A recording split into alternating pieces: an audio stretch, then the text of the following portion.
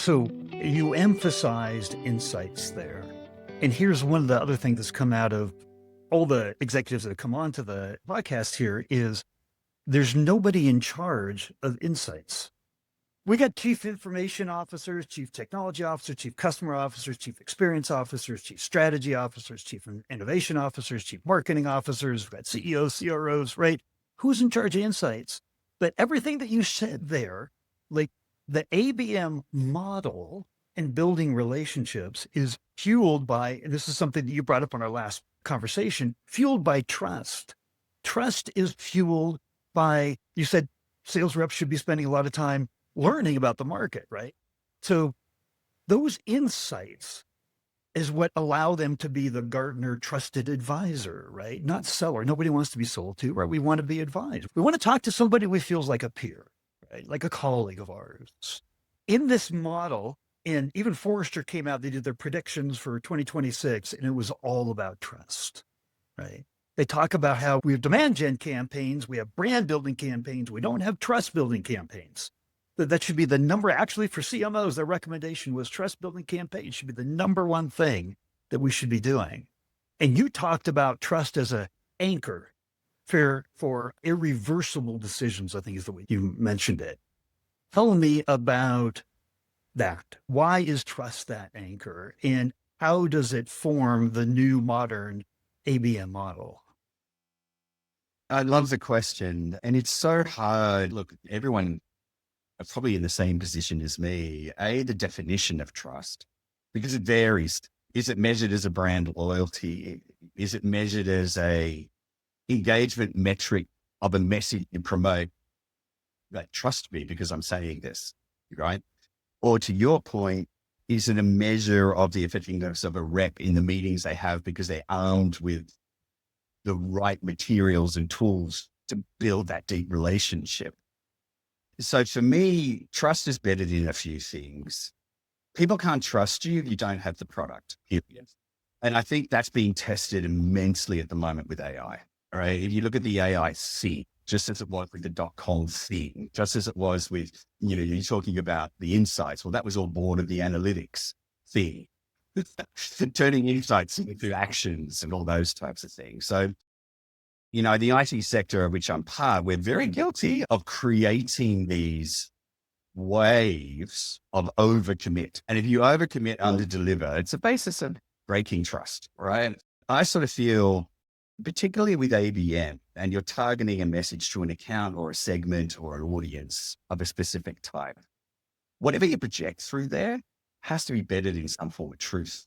And the AI example, I'll give you a solid one. When Intel came out, first stab of AI on the PC client. So we're the number one. We've got 100 million AI PCs out in the world at the moment. It's a thing. Yeah. But when we first kicked it off, we said AI everywhere. That was our campaign line.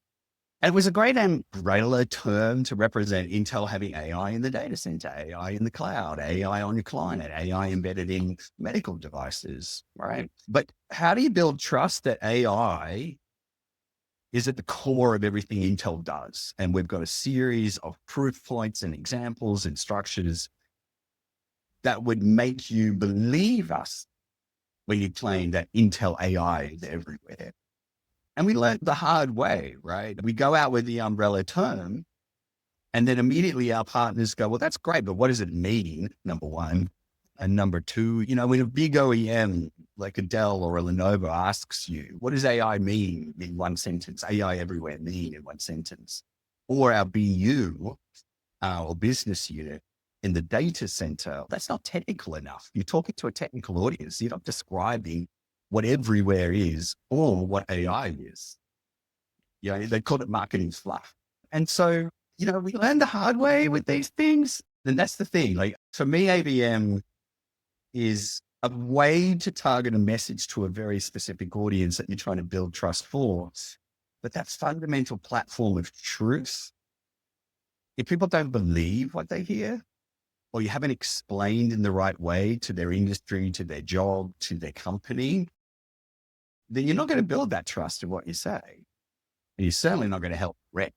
And I got to tell you, to accentuate this point, we're all starting from a trust deficit. Go to the most recent LinkedIn Edelman Trust Barometer, right? Trust in Europe, trust in the United States been going down and down and down.